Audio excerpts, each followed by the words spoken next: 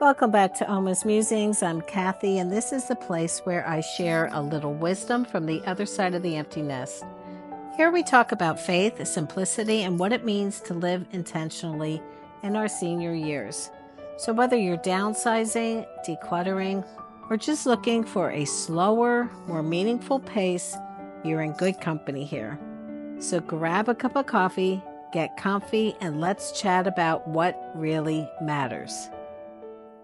So let's be real. I've never been one of those women who loves to cook. I mean, I've done it. I've fed a family. I've hosted holidays. I've even followed the Pinterest recipes, probably saved more than I've even tried, and made some of the meal plans. But I never really loved it. It's always been a chore for me. Lately, I've realized how much time and mental energy cooking takes. Coming up with meal plans, trying to keep things healthy, especially in this economy, it's just exhausting.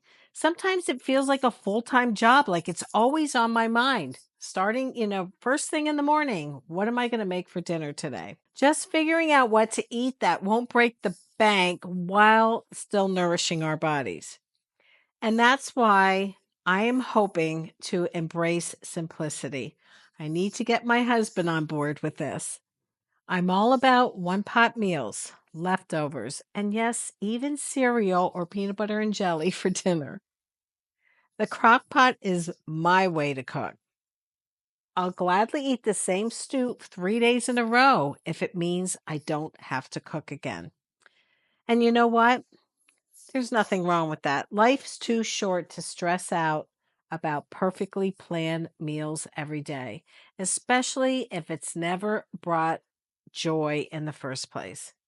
So, if you're in a season where cooking feels like just another chore, I hear you. You're not lazy.